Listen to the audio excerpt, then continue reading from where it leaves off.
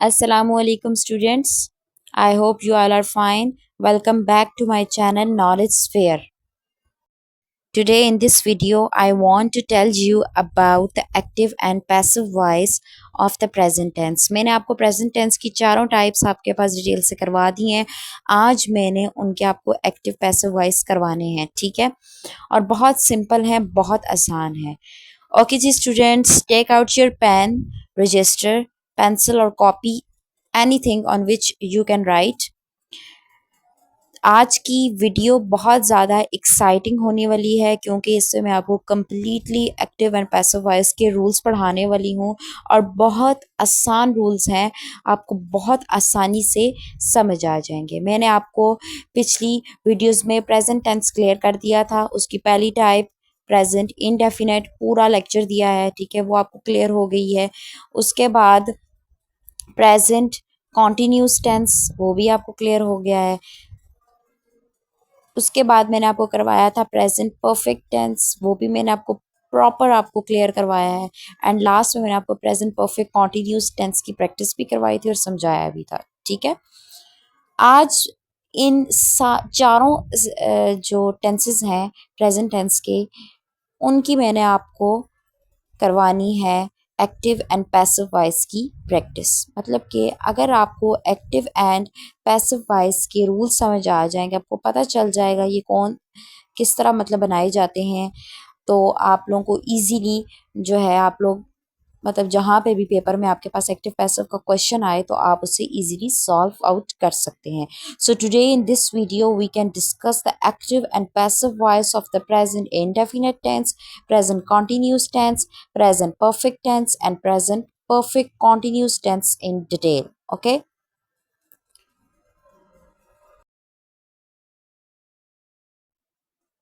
Okay जी students, तो चलते हैं active and passive voice of the present tense. Active and passive voice of the present tense मैंने आज आपको करवाना है। इससे पहले मैंने आपको अपनी काफ़ी ज़्यादा वीडियोस में डिटेल से बताया है कि हर सेंटेंस का एक स्ट्रक्चर होता है, एक पैटर्न होता है। तो वो उसमें सबसे पहले क्या आता है, सब्जेक्ट आता है। सब्जेक्ट के बाद आपके पास हेल्पिंग वर्ब आता है, हेल्पिंग वर्ब के बाद आपके पास वर्ब और वर्ब के बाद ऑब्जेक्ट आता है। ठीक है, ये पैटर्न आपको हमेशा सेंटेंस का याद होना चाहिए, ठीक है। उसके बाद मैं आपको बता देती हूँ कि ये एक्टिव वॉइस क्या होता है और पैसिव वॉइस क्या होता है। एक्टिव वॉइस बेटा वो होता है जो इसमें सब्जेक्ट जो है वो आपके पास वर्क आउट करता है, in which the subject is doing something, okay. and in passive voice in which the something is done on the subject, okay. In passive voice something is done on the subject, okay. Active में क्या होता है, subject is doing something, और passive में क्या होता है कि something is done on the subject, मतलब कि सब्जेक्ट के ऊपर काम हो रहा होता है। एक्टिव में सब्जेक्ट काम कर रहा होता है, पैसिव में आपके पास सब्जेक्ट के ऊपर वर्कआउट किया जाता है, मतलब उस पर काम हो रहा होता है। एक्टिव में सब्जेक्ट काम करता है और पैसिव में सब्जेक्ट के ऊपर काम किया जाता है, ठीक है। Is it clear to you? अब आपको समझ आ गई कि एक्टिव में क्या होता है और पैसिव में क्या होता है, ठीक है। अभी रूल्स आपको मैं बता देती हूँ, रूल्स देख लें। रूल्स में सबसे पहले सब्जेक्ट ऑब्जेक्ट की जगह चला जाता है पैसिव वॉइस में, फिर ऑब्जेक्ट सब्जेक्ट की जगह पे चला जाता है, ठीक है। पैसिव वॉइस का पहला रूल ये है कि सब्जेक्ट ऑब्जेक्ट की जगह और ऑब्जेक्ट सब्जेक्ट की जगह। सेकंड रूल ये है कि आपके पास इसमें बाय यूज होता है, वर्ड बाय आपके पास यूज होता है। थर्ड रूल ये है कि आपके पास वर्ब की हमेशा थर्ड फॉर्म यूज होती है, ठीक है। और फोर्थ रूल आपके पास हेल्पिंग वर्ब की चेंजिंग होती है, मतलब कि अगर आपके पास प्रेजेंट इंडेफिनिट में कोई हेल्पिंग वर्ब नहीं है अफर्मेटिव सेंटेंस में, तो उसके पैसिव में कोई ना कोई हेल्पिंग वर्ब यूज होगा, मतलब कि हेल्पिंग वर्ब आपके पास चेंज होते रहते हैं। तो आपने रूल्स याद करने हैं, सब्जेक्ट ऑब्जेक्ट, ऑब्जेक्ट सब्जेक्ट की जगह, बाय का यूज, वर्ब की थर्ड फॉर्म, और लास्ट में हेल्पिंग वर्ब भी चेंज होते हैं। ठीक है, ये आपके पास रूल्स थे। उससे पहले मैंने आपको ये बताया है कि एक्टिव में subject is doing something and in passive something is done on the subject.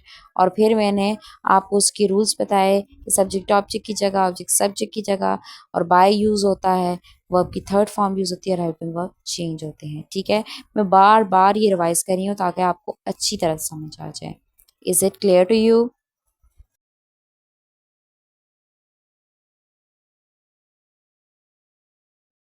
Okay जी, उसके बाद मैंने आज आपको मैंने पहले भी बताया कि एक्टिव पैसिव वॉइस चारों टाइप्स के करवाने हैं। तो सबसे पहले प्रेजेंट इंडेफिनिट टेंस है।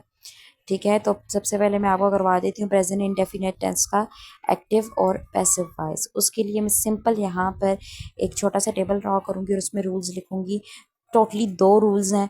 ठीक है, अगर आपने वो याद कर ली तो मतलब कि आपको प्रेजेंट इंडेफिनिट का पैसिव वॉइस बनाने का तरीका आ जाएगा। ठीक है, सबसे पहले प्रेजेंट इंडेफिनिट का टेंस का जो एक्टिव का जो तरीका है वो आपको पता है, मैंने समझाए हुए हैं। प्रेजेंट इंडेफिनिट टेंस का जो सिंपल आपके पास जो तरीका है वो जो आपके पास ये टेंसेस के जो सिंपल सेंटेंसेस है ना वो एक्टिव में आते हैं। ठीक है, उनकी जो चेंजिंग्स होती हैं वो बाद में पैसिव में चले जाते हैं। ठीक है, अब सबसे पहले जो प्रेजेंट इंडेफिनिट टेंस का मैंने आपको बताया था कि अफर्मेटिव सेंटेंस में कोई भी हेल्पिंग वर्ब यूज नहीं होता। ठीक है, और वर्ब की आपके पास मैंने बताई थी फर्स्ट फॉर्म यूज होती है। ओके, लेकिन आपके पास पैसिव में हेल्पिंग वर्ब कौन सा यूज होगा? प्रेजेंट इंडेफिनिट के पैसिव में helping verb is, am, are use होगा। ठीक है, और वर्ब की फर्स्ट फॉर्म थी तो वो थर्ड फॉर्म में चेंज हो जाएगी, यानी पैसिव में थर्ड फॉर्म यूज होगी। याद रखना है, प्रेजेंट इंडेफिनिट टेंस के पैसिव में is, am, are helping verb use होंगे और वर्ब की थर्ड फॉर्म यूज होगी। ठीक है, is it clear to you?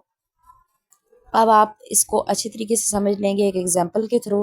तो चलिए आते हैं, एक एग्जाम्पल लेते हैं और आपको समझाते हैं कि किस तरह एक्टिव आपके पास पैसिव में कन्वर्ट हो जाएगा। ठीक है, तो रूल्स तो मैंने आपको बताए हुए थे कि किस तरह आपके पास सब्जेक्ट ऑब्जेक्ट की जगह पे चला जाता है, ऑब्जेक्ट सब्जेक्ट की जगह पे चला जाता है। ठीक है, वो मैं आपको सारी एग्जाम्पल में समझा दूंगी। ठीक है, सो एक एग्जाम्पल लेते हैं प्रेजेंट इंडेफिनिट टेंस का। ये एक्टिव वॉइस में आपको बता रही हूँ। ठीक है, एग्जाम्पल में आपने उससे आगे चेंज करना है पैसिव वॉइस में। Okay,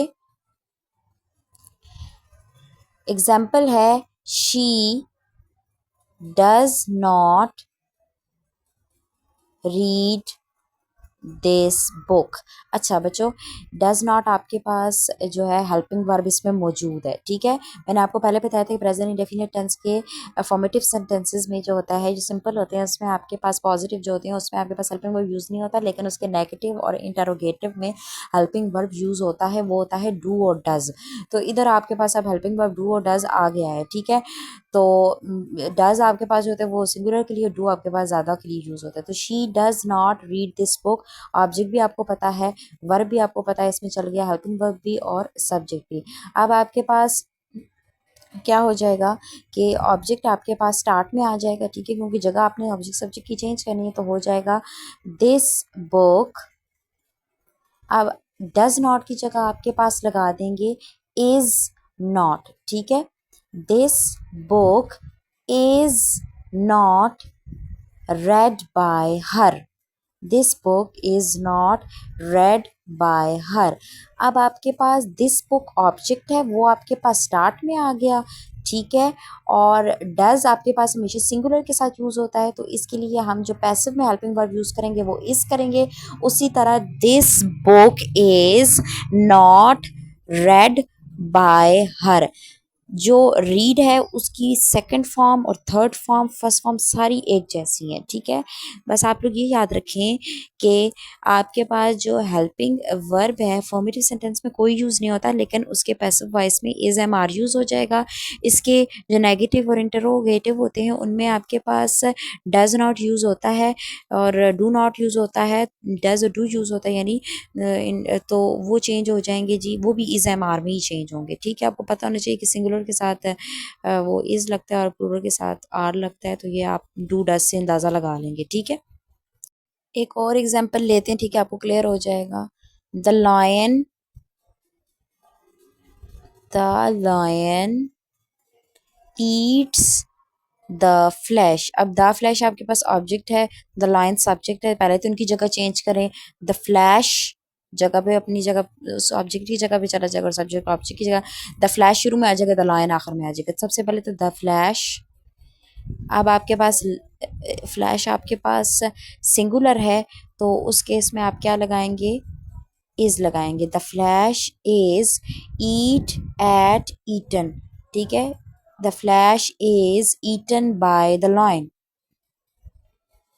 is eaten by the lion.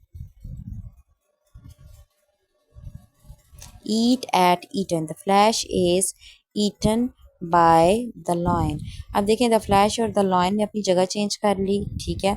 Is उसी तरह आ गया सब्जेक्ट के अकॉर्डिंग। हेल्पिंग वर्ब आपने सिंगुलर प्लूरल आपने तब लगाने हैं अकॉर्डिंग टू द सब्जेक्ट, ठीक है। जो आपके पैसिव में सब्जेक्ट बन जाएगा ना, यानी जो पहले ऑब्जेक्ट होगा जो बाद में पैसिव में सब्जेक्ट बनेगा, तो उसके अकॉर्डिंग आपने आपने यूज़ करने हैं हेल्पिंग वर्ब। ये बात याद रखिएगा कि helping verb according to the subject आपने पैसिव वॉइस में लगाना है, जो कि पहले एक्टिव में ऑब्जेक्ट की जगह पे होगा। Is it clear to you? I hope आपको समझ आ गया होगा कि active passive of the present indefinite tense. Present indefinite tense के एक्टिव वॉइस में कोई हेल्पिंग वर्ब अफर्मेटिव में नहीं यूज़ होता, लेकिन डू डज उसमें यूज़ होते हैं। नेगेटिव में वो आपके पास पैसिव में इज एम आर में चेंज हो जाएंगे। वर्ब की फर्स्ट फॉर्म थी वो थर्ड फॉर्म में चेंज हो जाएगी। बस ये दो रूल्स याद किए तो बस आपको ये आपके पास पैसिव वॉइस प्रेजेंट इंडेफिनिट का समझ आ जाएगा। ओके जी, now students move toward the passive voice of the present continuous tense. It's also very simple tense, बहुत आसान है। आप एक बार रूल्स पढ़ेंगे तो आपको सारी समझ आ जाएगी।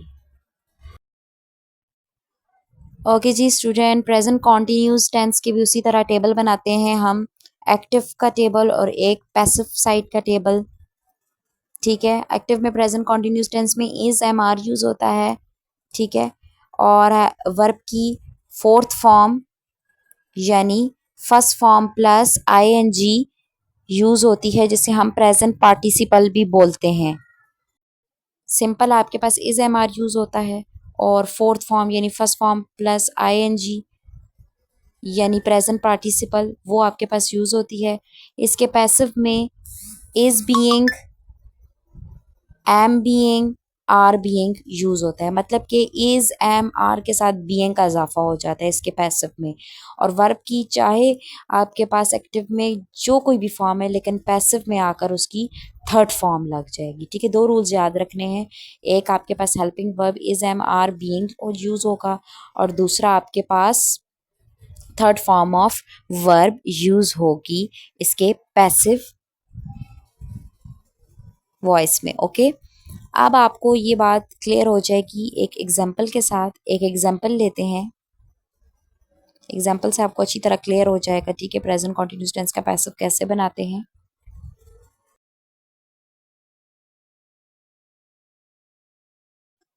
ओके जी स्टूडेंट्स, एग्जाम्पल लिखते हैं। आई एम रीडिंग फिक्शन और अ स्टोरी, ठीक है। I am reading a fiction और स्टोरी भी कर सकते हैं, ओके। तो ऑब्जेक्ट शुरू में चला जाएगा, ठीक है।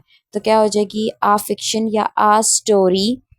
अब हेल्पिंग वर्ब आपके पास अकॉर्डिंग टू द आपने ऑब्जेक्ट जो सब्जेक्ट बन जाएगा उसके अकॉर्डिंग लगाना है, ठीक है। तो उसके साथ आ स्टोरी के साथ तो हमेशा स्टोरीज होता तो आर लगता है, लेकिन हम यहाँ पे सिंगल स्टोरी है तो इज लगेगा। तो हो जाएगा जी, आ स्टोरी इज बीइंग, क्योंकि ये सिंगुलर है। अ स्टोरी इज बीइंग, रीडिंग था तो क्या हो जाएगा, रीड, रेड, रेड ही होती है third form. A story is being read by me, क्योंकि आई यूज हुआ है तो आई मी में कन्वर्ट हो जाएगा, ठीक है। मैं आपको ये साइड्स पे लिखवा देती हूँ कि आपके पास जो प्रोनाउंस है वो किस में चेंज हो जाते हैं, ठीक है। तो इसको क्लियर कर लें। A story is being read by me, I हमेशा मी में चेंज होता है, शी हमेशा हर में चेंज हो जाता है, ठीक है। ही हमेशा हिम में चेंज होता है, दे देम में चेंज होता है, वी अस में चेंज होता है, और यू यू ही रहता है। Okay, is it clear to you? बस आपको याद होना चाहिए कि अगर आपके पास सब्जेक्ट ये वाले आ जाते हैं आई, शी, ही, दे, वी, तो वो जब वो ऑब्जेक्ट बनेंगे तो वो मी, हर, हिम, देम, अस में चेंज हो जाएंगे। और हमेशा हेल्पिंग वर्ब जो आपने लगाना है अकॉर्डिंग टू द सब्जेक्ट लगाना है, जो कि एक्टिव में ऑब्जेक्ट की जगह पे पहले होता है। देखिए स्टोरी अब पहले ऑब्जेक्ट की जगह पे था ना एक्टिव में, तो वो बाद में सब्जेक्ट बन गया। और अकॉर्डिंग टू आपने सब्जेक्ट देखा तो वो सिंगुलर है तो इज लगा लिया, अगर प्लूरल है तो आर लगा देंगे, ठीक है। और अगर आपके पास मतलब कि अपनी बात हो रही है आई की, तो उस केस में आप एम लगा देंगे, ठीक है। Is it clear to you? Present continuous tense के एक्टिव और पैसिव वॉइस की आपको समझ आ गई कि किस तरह helping verb is am are से इज एम आर बीइंग में चेंज होता है और वर्ब की थर्ड फॉर्म लगती है। Is it clear to you? Now students move toward the present perfect tense.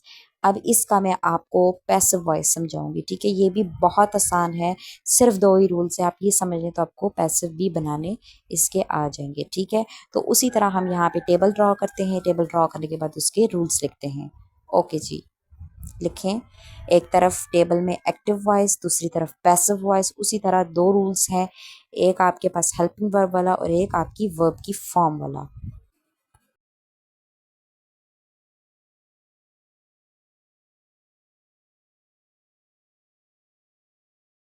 Present perfect tense का हेल्पिंग वर्ब कौन सा यूज होता है? हैज और हैव यूज होता है, तो ये क्या हो जाएगा? हैज बीन और हैव बीन में कन्वर्ट हो जाएगी। पैसिव वॉइस में हैज बीन और हैव बीन यूज करेंगे, प्रेजेंट परफेक्ट के पैसिव वॉइस में हैज बीन और हैव बीन यूज करेंगे। वर्ब की प्रेजेंट परफेक्ट टेंस में पहले भी थर्ड फॉर्म होती है, तो उसके पैसिव में भी थर्ड फॉर्म ऑफ वर्ब आपके पास यूज होगी। ये बहुत सिंपल है, ठीक है। अब आपके पास बस आपको ये दो रूल्स आपको याद रखने के, हैज बीन और हैव बीन में चेंज हो जाएगा, और थर्ड फॉर्म ही है तो थर्ड फॉर्म ही रहेगी, ठीक है। एग्जाम्पल की तरफ आ जाते हैं तो आपको इजीली क्लियर हो जाएगा एग्जाम्पल से कि प्रेजेंट परफेक्ट टेंस वो किस तरह आपके पास उसकी एक्टिव फॉर्म को अपने पैसिव वॉइस में कन्वर्ट करना है। ओके, चलिए जी एग्जाम्पल लेते हैं। The bird has made nest. Nest यहाँ पे ऑब्जेक्ट है तो वो स्टार्ट में चला जाएगा, ठीक है। किस में? स्टार्ट में चला जाएगा। मेड आपके पास वर्ब है, हैज आपके पास helping verb, the bird subject है, ठीक है। अ नेस्ट, नेस्ट शुरू में चला जाएगा सब्जेक्ट की जगह पे। अ नेस्ट आपके पास हैज है तो has been. A nest, nest के एक एक आपके पास सिंगुलर यूज किया, नेस्ट तो नहीं यूज किए हुए ना, सिंगुलर यूज किया हुआ है तो क्या हो जाएगा? A nest has been made, उसी तरह होगा क्योंकि ये भी थर्ड फॉर्म है, मेड बाय द बर्ड, ठीक है। द बर्ड सब्जेक्ट था तो वो आपके पास ऑब्जेक्ट में चेंज हो गया, ठीक है, ऑब्जेक्ट की जगह पे आ गया। Okay, is it clear to you? बहुत सिंपल है। A nest has been made by the bird. Okay, clear हो गया कि प्रेजेंट परफेक्ट टेंस के एक्टिव और पैसिव वॉइस किस तरह बनाते हैं कि हैज़ बीन और हैव बीन में चेंज हो जाएगा, वर्ब की उसी तरह थर्ड फॉर्म होगी। और एग्जाम्पल भी आपको मैंने क्लियर करवा दी है। ओके, बस आपने याद रखना कि हैज़ बीन और हैव बीन इसके पैसिव में यूज़ होगा।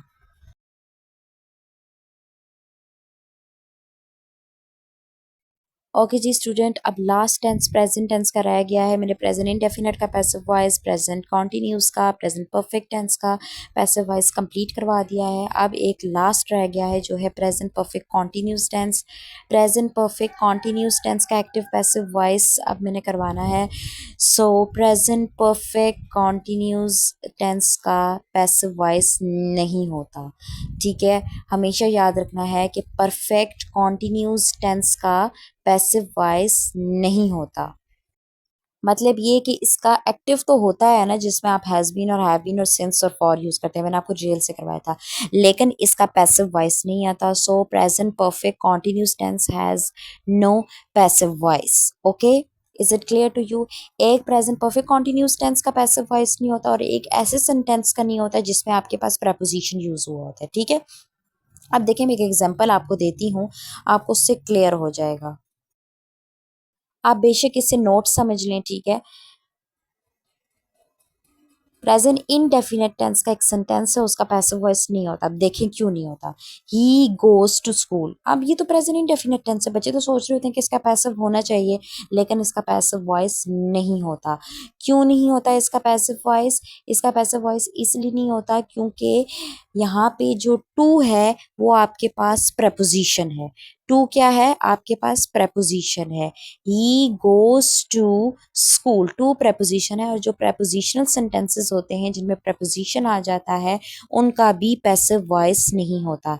ठीक है, ये भी याद रखिएगा। चाहे वो प्रेजेंट इंडेफिनिट का के टेंस में आपके पास प्रपोजिशन आ जाए, चाहे प्रेजेंट कॉन्टिन्यूस में आ जाए, चाहे प्रेजेंट परफेक्ट में आ जाए। ठीक है, तो उनमें आपके पास जो है पैसिव वॉइस उनका नहीं होगा। और ये प्रपोजिशन किसी भी टेंस में आ जाए तो आपके पास उनका पैसिव वॉइस नहीं होगा। एक प्रेजेंट परफेक्ट कॉन्टिन्यूस टेंस का पैसिव वॉइस नहीं होगा, एक प्रेपोजिशनल सेंटेंसेस का जिनमें प्रपोजिशन यूज हुआ है उनका भी आपके पास पैसिव वॉइस नहीं होगा। ठीक है, दो बातें आपने ये याद रखनी है कि प्रेजेंट परफेक्ट कॉन्टिन्यूस टेंस का और वो टेंसेस जिनमें आपके पास प्रपोजिशन यूज हुआ है उनका पैसिव वॉइस नहीं होता।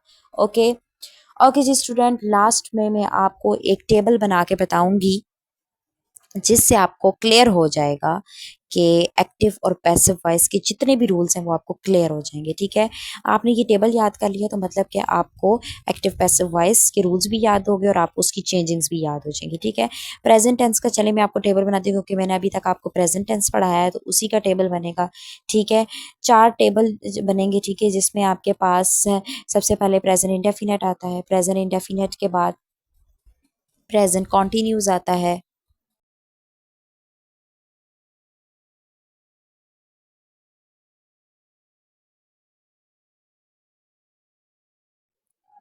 प्रेजेंट कॉन्टिन्यूस के बाद प्रेजेंट परफेक्ट आता है, और प्रेजेंट परफेक्ट के बाद प्रेजेंट परफेक्ट कॉन्टिन्यूस आता है। ठीक है, ये आपके पास चारों जो हैं आपके पास ब्लॉक्स हैं। आपने इनके पैसिव वॉइस के रूल्स याद कर लिए तो आपको इजीली आ जाएंगे। ठीक है, प्रेजेंट इंडेफिनिट टेंस में अफर्मेटिव में कोई हेल्पिंग वर्ब नहीं होता, लेकिन उसके जो नेगेटिव और इंटरोगेटिव उसमें डू डज यूज होता है। तो इसके पैसिव में इज एम आर यूज होगा। पहला रूल याद रखना है कि इज एम आर इसके पैसिव में यूज होगा। दूसरा वर्ब की थर्ड फॉर्म।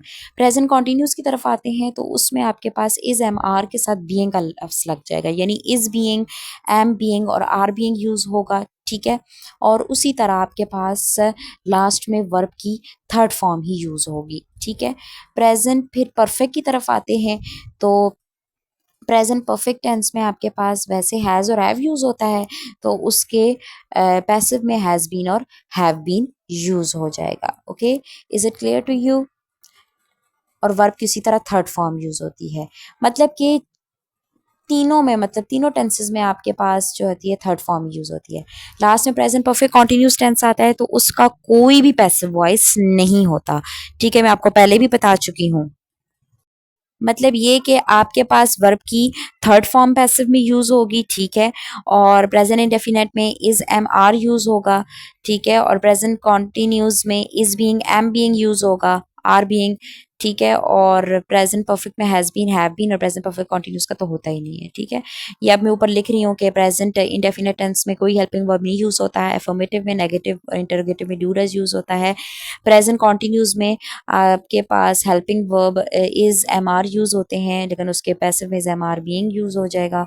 और प्रेजेंट परफेक्ट में हैज हैव यूज होता है, हैज बीन और हैव बीन इसके पैसिव में यूज हो जाएगा। प्रेजेंट परफेक्ट कॉन्टिन्यूस में has been, have been use होता है, लेकिन उसका पैसिव वॉइस कोई भी नहीं होता।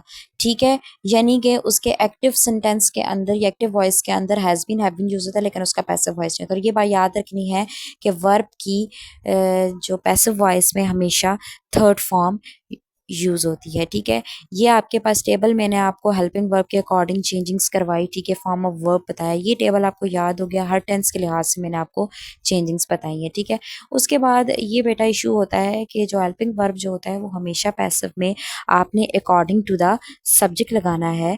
ठीक है, जो कि एक्टिव में ऑब्जेक्ट होता है। जो एक्टिव वॉइस में ऑब्जेक्ट होता है वो पैसिव में सब्जेक्ट बन जाता है ना, तो उस जो पैसिव का जो सब्जेक्ट होता है तो उसके अकॉर्डिंग आपने जो है यूज करने हैं हेल्पिंग वर्ब को, चाहे वो सिंगुलर हो प्लूरल, वो आपने देख के यूज करना है। ये बात हमेशा याद रखनी है। ठीक है, फिर मैंने आपको बताया कि ही हिम में, शी हर में, दे देम में, आई मी में, यू यू में ही रहेगा, ठीक है, और वी अस में चेंज हो जाएगी। ये चेंजिंग्स भी आपको याद है, ठीक है। फिर मैंने आपको रूल्स भी बताए थे, रूल्स सब्जेक्ट ऑब्जेक्ट की जगह, ऑब्जेक्ट सब्जेक्ट की जगह, ठीक है। ओके, ये मैंने सब आपको डिटेल से करवा दिया है। ओके जी, thank you students, I hope you will like this video. Thanks for watching this video and subscribe my channel, like and share my video. Thank you.